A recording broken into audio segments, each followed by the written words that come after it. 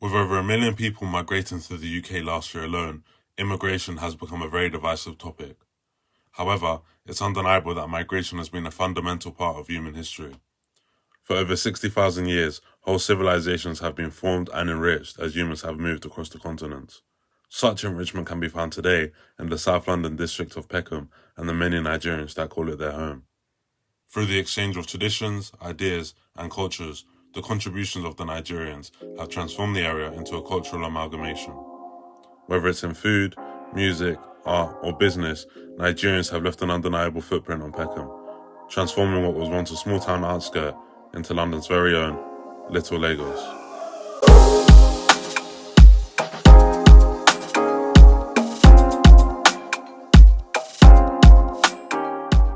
Everything lies on you. You are the one that needs to japa, like right now. You need to japa to set yourself free, to create freedom for your children, to create freedom for your children, and open the doors of freedom to them so that their future will be secured. Japa is a Nigerian slang term that refers to the act of leaving Nigeria for better prospects. The term has gained popularity in recent years as more and more Nigerians seek to escape the economic and social challenges in the country by relocating to other nations. The roots of Nigerian migration can be traced back to important moments in Nigeria's post-colonial history. The oil boom of the 1970s promised prosperity, but ultimately resulted in an economic crisis that forced many Nigerians to seek a better life abroad. This initial wave of migration set the stage for what was to come in the following decades as more and more Nigerians began to leave home. Breeze is saying this is not the time to japa. Everybody. That's not what my Breeze is saying. Let me tell you why. Let me tell you why. Let me tell you My why. Breeze is saying leave now. Leave. If someone else does not want to japa, that's they can stay a bit. But would I change my mind? No. I'm still going to go. Name one person that is a billionaire that is based off of the left Nigeria. Top of your head. None. Home is what I make it to be. I could be at home even in the desert. I'm just here physically, but mentally I've checked out. I'm out. I wish Pampy can just approve. Pampy. So why don't I have this type of spirit to japa? Choose I don't. You don't know what citizenship is. Before discussing the impact of Nigerians on Peckham, it's essential to focus on the stories that define the migration experience. To understand the motivations behind making such a big decision requires a look into the life left behind and the dreams carried forward. To do this, I sat down with curator and visual artist Sani, whose work draws from the various cultures he was exposed to in Nigeria while growing up there. I also spoke to my dad, whose migration under different circumstances brings a new perspective to the conversation. Life in Nigeria before I left the country wasn't that bad, and at the same time wasn't too good as well. So I would say it's a 50-50 thing. You got all the usual challenges, economic challenges, and all the other ones. So yeah, then which is one of the reasons people are sometimes, forced out of the country, greener pastures and all that. You come out of uni and there's no viable job, no gainful employment and everything. So yeah, but then again, there are other things people do, to earn a living, whatever, small or menial jobs that's available, you can take up and everything. But when you talk about prospects for the future and all that, then it's really next to nothing sometimes, in some cases. So yeah, and you want to better yourself. So obviously, the need to try other places or migrating, becomes a dream. So my mom is from the south of Nigeria, Edo, and my dad's from the northern parts of Nigeria, Bauchi. Obviously I was born here. I moved to we're living down the road and not born, so I've kind of, this my area, always been Peckham, Camberwell, whatever. Born here, moved to Nigeria when I was around 7. Stayed in Nigeria for a while, moved back when I was 15, kind of roughly. But yeah, went to Nigeria. I lived in Abuja for most of the time I was in Nigeria. Went to boarding school there, so I started my secondary education there. I really lived in Nigeria for a bit. I grew up with Nigerians. Some of them, they were born here and just grew up here, or they were from Nigeria. When they were very young, they moved here. Mine was like the reverse. Like, There's really not much to remember. All you do is, you know, apply for your visa, and once the visa has been issued, then yeah, you start looking for money to get. The only challenge will be raising the money for tickets, because back then it was, you know, comparatively expensive to get the money, to raise the money for the tickets. After that, you now try and put the money together, start knocking on doors of relatives and uncle who are willing to help and all that, because that's the way we do it over there, and we all look after each other. So yeah, everybody have to chip in the little they've got and everything, and voila, the money for the ticket is raised eventually. Also, leaving people you leave behind, because you don't know what's in front of you, what's ahead of you in your new life, or the new life you're trying to build for yourself. So yes, that was pretty scary, and it was an anxious moment. Yeah, which is a huge challenge, because you're leaving everybody behind, your siblings, your mom. Obviously, I lost my dad before I left the country, way back, but my mom was still alive.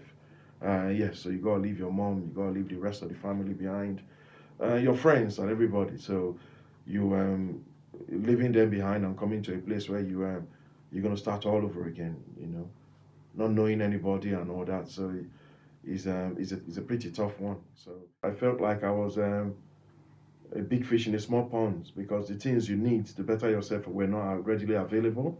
So I thought, you know, why not? If I leave the country, hopefully there'll be better opportunity elsewhere, and that was the key thing for me.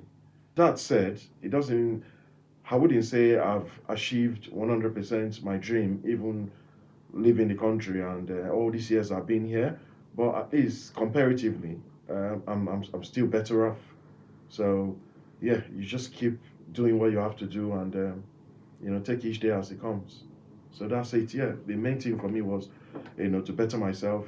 You know, and also because when you better yourself, you are indirectly bettering the lives or the future of those you're going to bring into this world. So give them better fighting chance to live a better life as well. So that was the main thing for me. I didn't want them to go through what we've been going through, or what I've passed through to that point before I left in Nigeria. So yeah, I just said no, that's not the future I want for my kids unborn. So yes, so I made the decision to leave. Leaving home comes with mixed emotions. On one hand, you're pursuing a fresh start that may bring new opportunities for you and your loved ones. But this comes at the cost of having to say goodbye to the people and places that played a large part in shaping you. Often, the excitement of arrival is tempered by the reality of having to adapt to a new environment, navigate cultural differences, and find a new place to call home. 1999, that's when I left. December 1999, like I said, right in the middle of winter. Yeah, and I would say I was 30, 32 or thereabout, yeah. Well, like I said before, it's always tough when you're living in a country where you haven't been before and all that. So the only knowledge you have is all the things you've read or seen on TV before you left to come over. So yes, so it's always very tough, but you just have to adapt. You know, the weather is a big challenge because we don't have winter in Nigeria. It was a shock to my system, because I remember back then it was December when I arrived, and it was right in the middle of winter. And yes, you can imagine the shock to my system. It was scary, but you begin to learn and learn to adapt, and yeah. And these days, I just say yeah, you know, you just get on with it. But it was tough in the beginning. Yeah, I was just wearing what's it called, a suit, three-piece suit, and that was all I had. I didn't have no winter jacket. I didn't have no nothing. After that came snow, which I've never ever experienced. So yeah, well, these are, you know, there were challenges aside the usual or normal challenges, which is economic, trying to get yourself settled, get a job, and so on and so forth. Yeah, well, so these are the things you got to get used to first, navigate through to get to where you want to get to. But after a while, once you use the system, then that's it. You're good to go. I had something that most people I don't think experience, where it's like when I was very young, when we went back to Nigeria, I still had a very strong British accent. So for me, it's also, it gives me a different kind of, like, I get to see things in a different way. So when people think, oh yeah, you're in London, or London people, they were making fun of your accent, I happen to be the guy that was in Nigeria, and Nigerians were making fun of my London accent, as well as Londoners making fun back of my Nigeria. So I got to experience and understand this more human thing, more than just a race thing in some sense, to a level. But ultimately, I came back at the time that when I went back to Nigeria, I hyper wanted to be Nigerian. So I wanted to eat with my hands, I wanted to bath with the whatever. I really was, at the time I came back to London, I didn't want to come back. And so when I did come back, there was one, the getting used to the way I talk. Like, I'm very much trying to sound Nigerian, I know 1, 2 languages. So now I'm having to adjust my accent back into the kind of somewhat understandable, audible, but also acceptable version of it. Because at the time, 2008, we had, and when I say we as Africans, we had just graduated from name calling and bullying and your food smells to you're funny. And that's why I always say big up to Eddie Cardi, people like T-Boy, people like those comedians kind of help, but also change the perspective of like what it meant to be African. Now, fair enough, that wasn't great, because, you know, I'm glad that it's changed significantly now, where somebody thinks they can argue Burna Boy with me or Wizkid with me. It means the culture has sneaked through that much. But the reality is, at the time, a lot of people would have, there were people that were of Nigeria, well, not Nigerians much, because we're very prideful people, but I know a lot of Ghanaians and Sierra Leoneans that were half Jamaican. And they're half Jamaican not because they were really half Jamaican, because it was slightly the more acceptable version of black that was existent in the UK. But yeah, that was my first kind of interaction, like cultural shock. I didn't want to be back, because like I low-key got tricked to come back. I didn't want to be back in the UK.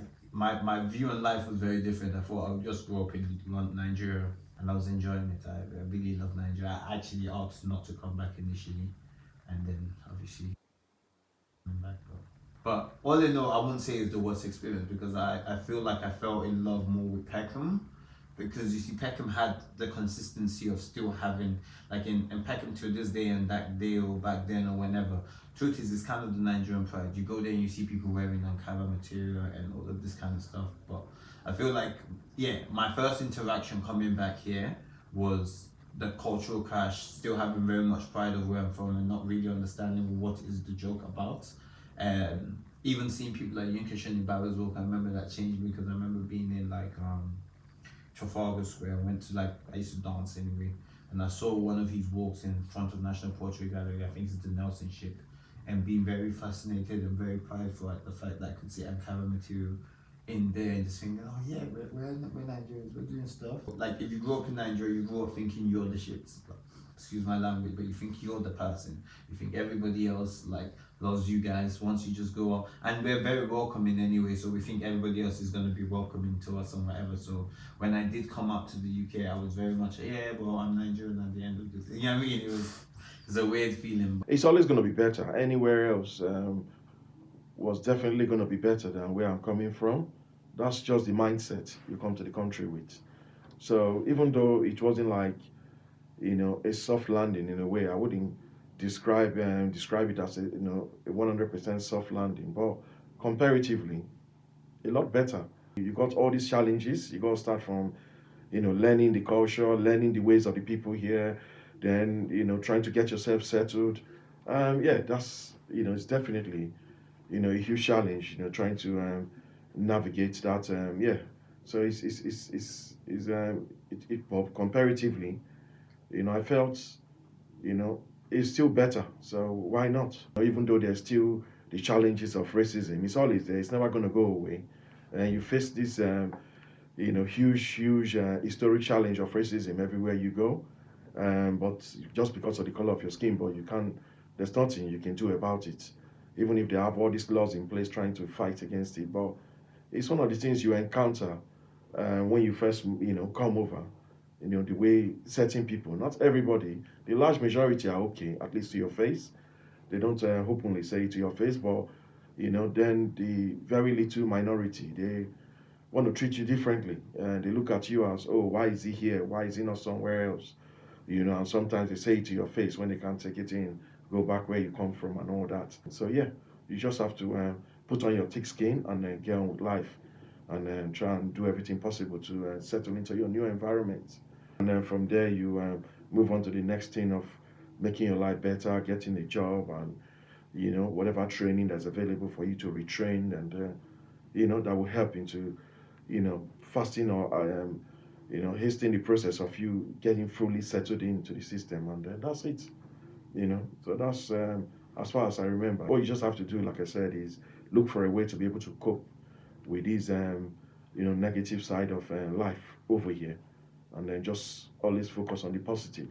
I want to see the good side of the United Kingdom, the good people I've met over the years, and the good relationships I've built with people, and I'm not going to let the, you know, the what's it called, shallow-mindedness of the few minority get to me. So I'm focused on the positive. Sani and my dad both left Nigeria to come to the UK, but there are differences in their experiences that can be put down to several factors, the biggest of which is the age and time in which both of them arrived. Arriving as a 32-year-old, my dad would have had to cope with the practical challenges of adulthood, like finding a job, or even how his main reason for leaving Nigeria was to provide better opportunities for the children he wanted to have, reflecting his adult priorities. Moreover, because my dad arrived in the 90s, he faced more challenges due to fewer positive portrayals of immigrants in the media. Sani, however, benefited from a shift in the portrayal of foreign cultures during the rise of YouTube, which allowed for greater social acceptance. The way they do things in Nigeria is obviously different. So you go through some kind of an education here, even if you're not actually in school, because it refines the way you. It's like a reorientation, if you like. You kind of, you know, just go through certain things, and it changes your mindsets. Certain things change your views about life, your views about the way, you know. It's just it goes on from, you know, you learn certain things. Obviously, it's like going through, you know, a schooling process. The way they do things there and the way they behave, even the way, even to the ordinary things, the way you deal with people, the respect you give to people and all that, mutual respect and all that, is yes, it's completely different. So these little things and even the big ones are a major draw for me. So I'll say I've learned a lot over the years, and yes, I've become a better person. And when I go over there, if I see people doing the things that I used to do or think the way I used to do, I try to correct them to say, look, that's not how it's supposed to be done, man. So yeah, you go through, like I said, over here, it's 50-50. You got the good and the bad and the ugly side. But I'm holding on to all the positive things I've been able to pick up on over the years, in all my 20-something plus years in this country. So yes, I'm always up for the positives. So the positive ones I've took on and changed my personality and my views, the way I used to look at things, completely different and changed. So I've become a better man over the years for these changes, obviously. As he integrated into British society, my dad naturally shed some of his old customs. However, being a Nigerian remained a core part of his identity, making it essential for him to maintain a connection to his homeland. This connection served as an anchor to the heritage, culture, and identity that he had to leave behind. You know, you don't dish your family because you've relocated to a different part of the world. You still, you know, do your level best to stay in touch. And once you are fully settled, and like in my case, you know, I was making regular phone calls back home, especially to my mom, and yeah, to the rest of the family, and to a few friends. I still try to stay in touch, you know, and culture-wise, yeah, there are certain things, you know, like I said, I'm a Nigerian first before, you know, I'm British. So yeah, certain culture comes with the what's it called, the package. So yeah, you can't change that. And culturally, there are certain things I still like do as a Nigerian, even after all these years. You know, so yes, so culturally you still observe certain things. And when I had the chance to, yeah, I started going back again, not to lose that touch with my culture and all that. So yeah, it's been pretty good since then. Definitely, you will lose some of your cultural touch after a while because you're now living in a new environment. You know, they got their own way of doing things here, and you got this. It's like a battle between two things. You know, so you got to level it up. There are some I've done away with, and there are some I'm still hanging on to as far as Nigerian culture is concerned, and there are the new ones I've imbibed or I've welcomed in. But yes, I'm still definitely proud to still be in touch with some of my values and everything. I'm always going to be proud to be a Nigerian. And the problem we have in Nigeria is not to do with the country itself, it's to do with those in charge, the leaders. They're the ones causing all the problems and forcing people out. But it's always going to be my home. It's always going to be my roots. And I'm proud to be a Nigerian any day, anytime. So there's no what's it called, issues about, definitely very 100% proud of my roots and my background, which is one of the reasons I make it like a pilgrimage for me to go back once every year, So so I'm proud of where I'm come from, and I'm happy to be a Nigerian, and I'm ready to do whatever it takes in my own small way to make things better or change, to effect change in the country. There's no way I'm going to dish Nigeria for anywhere else. I'm still a Nigerian first and foremost before I'm British. So that's the way I see it. In isolation, my dad's connection to Nigeria is small in scale, but it's not uncommon for migrants to maintain ties to their homeland, which has a trickle-down effect on the communities they settle in. These connections often transform the social, cultural, and economic fabric of their new home, creating enclaves where foreign traditions are preserved and celebrated. Nowhere illustrates this quite as vividly as the southeast London neighbourhood of Peckham. Peckham is known as Little Lagos because this place is filled with Nigerians. People say, hey, auntie, you want to do your hair? So let's see what else is here. Join me. Since the 1970s, Peckham has become a home away from home for many Nigerians. As more Nigerians settled there, it began to mirror the essence of Nigeria so well that it earned the nickname Little Lagos. Come here, you get your fish, the normal like agwajede, the granite, the chain, what we call the Swedish bitter, and quite a number of Nigerian Fanta, Coke, and all that. Peckham is a real jungle city, man. Thank you. Enjoy it in typical Lagos style. Thank you. Thank you.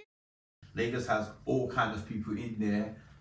Obviously, it's a Yoruba state, but it has all kinds of people in there. It's like, it's the version. It's like saying Los Angeles or New York. Everyone that lives in Los Angeles or New York is not from there. Or London, for example, if that makes sense. There's all kinds of people from London, not people just from England, if that makes any sense, or whatever, or from London specifically.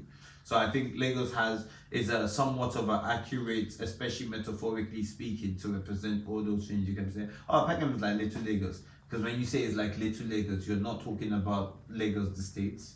You're not talking about just like Yoruba people. You're kind of referencing the idea that there's a lot of Nigerians. If you went to Lagos, there's a lot of Nigerians, regardless of the tribe. So saying Little Lagos in a way is saying a lot of Nigerians. You know what? Me coming from someone that's not necessarily Yoruba, and also seeing the variation of like Nigerians in there, you would think, oh no, this, that, not that, whatever. But I think metaphorically, the idea of Lagos, in a way, is not necessarily speaking about just the place. And it's, in a way, also not just speaking about just the Yoruba people. I hear it more when people are like, oh, that's like Nigeria, that's Little Lagos, so in that context. So there's nothing wrong with that. So I don't think there's any problem with that. I can understand if you have nothing to do with Nigeria and you hear this and feel like, yo, what are they talking about? This. There's different people here, there's this people here, there's that people here. I understand. But I don't really feel no type of way about it, if you ask me. A lot of the similarities I'm gonna call is Nigerian influence. So I don't know if it's really a similarity, if that makes any sense, because you can find Nigeria in Peckham. And in a way, the attitude of Peckham people end up being like Nigeria. So for example, anyone that's from Peckham that has ever achieved anything, you have a maximum of maybe 30 minutes to talk to them before you find out they're from Peckham. If that makes any sense. Like there's pride in the area. It's like, yo, I'm from Peckham, is a thing. Especially if you grew up in a certain time when we're not, kind of seen as good, or they really like it. There's a reason to tell people, oh, I'm from Peckham. Like it's a thing. Same way a Nigerian will tell you in a second. They might not tell you they're Nigerian, they'll show you they're Nigerian. there's pride in where we're from. So that's also similarity. We have a lot of actors, a lot of musicians, athletes, people doing great stuff. Like, you know, like we have the, you know, more galore. I mean, I'm not saying other parts of London don't have it, but I can stand by ours. I like ours. You know, maybe I'm biased, but I like ours a little bit more. Like, you know, we have different variations of some of the same people, and sometimes just not even just the Peckham, it's how we consume the areas around us as well.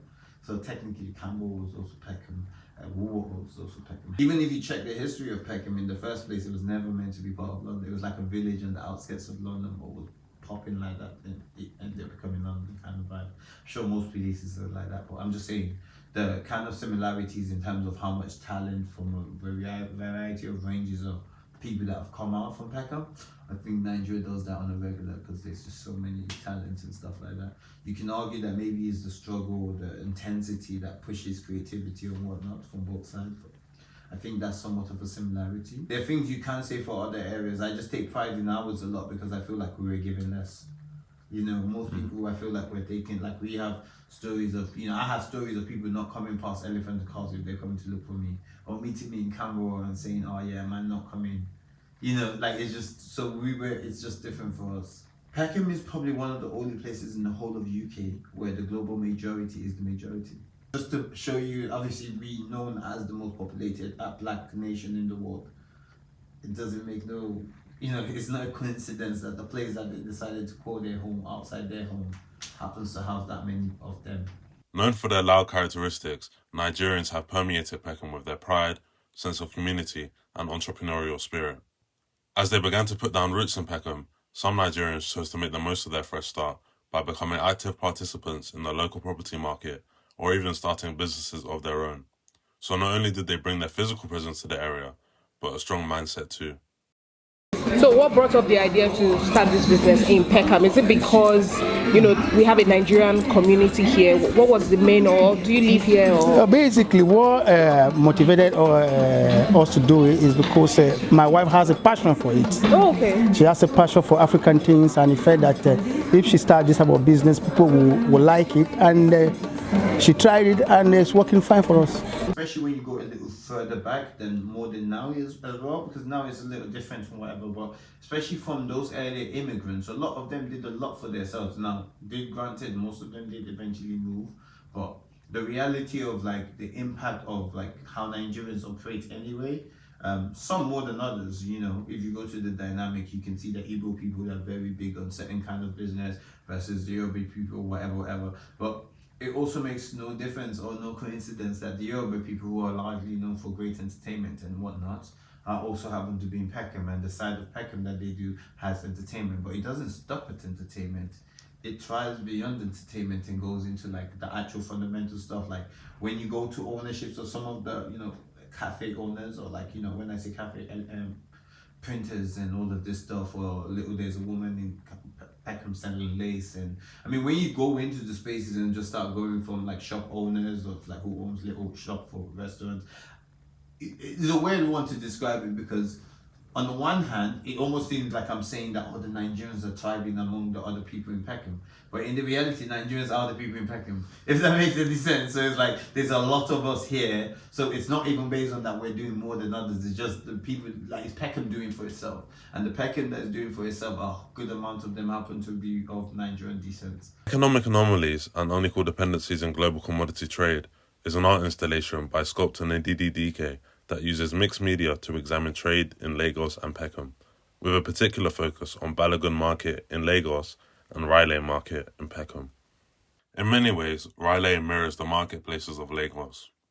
As you walk the streets of Peckham, the presence of Nigerian trade is unmistakable. From restaurants and food markets to butchers, fabric shops and cosmetic stores, Nigerian businesses have significantly shaped the area's character. They not only cater to the needs of the Nigerian community, but also attract a broader audience, allowing for cross-cultural exchanges that have benefited the area and further cemented Peckham as a key centre for the African diaspora, even as it begins to face the effects of gentrification. With the way and the rate at which gentrification is hitting Peckham, it's pretty much how we're going to have any community beyond the Nigerian community. I'm wondering which communities will be left if it keeps at that rate.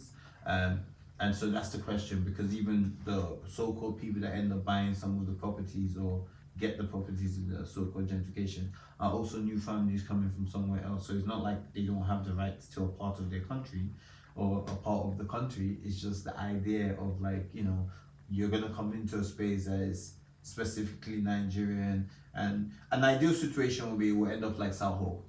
You know, South Hall, where there's like all the Indians and they have their own stuff and they have their culture and it's highly represented and whatever. Like the Nigerian community in the UK would always thrive. That's kind of here for life. It goes hand in hand from colonization to whenever. Nigeria and Britain being attached together with Nigeria being Nigeria will always be wherever we need to be. However, has a community kind of coming together, having this, having that, unfortunately, I don't even see that happening. But yeah, I do feel like Peckham probably would retain its community and certain things for as long as it can. But if it keeps going like this, the inevitable will happen where it slightly just changes to another area and it loses a bit of culture. And like everything else, that culture will just move somewhere else until it gets gentrified. So. The pursuit of better opportunities while preserving the culture left behind reflects a nuanced push and pull between embracing a new way of life while trying to stay connected to who you are. Those like my dad, for example, who overcame the challenges of integration and negative social attitudes by keeping a steadfast mind. The contributions from the Nigerians have completely transformed the area, infusing it with vibrant businesses and a village-like community. Such contributions have not only added depth to the conversation about diaspora life in Britain, but have also elevated Peckham from its humble beginnings as a small town in Surrey. Now, Peckham stands as a testament to the impact of migration on the local landscape.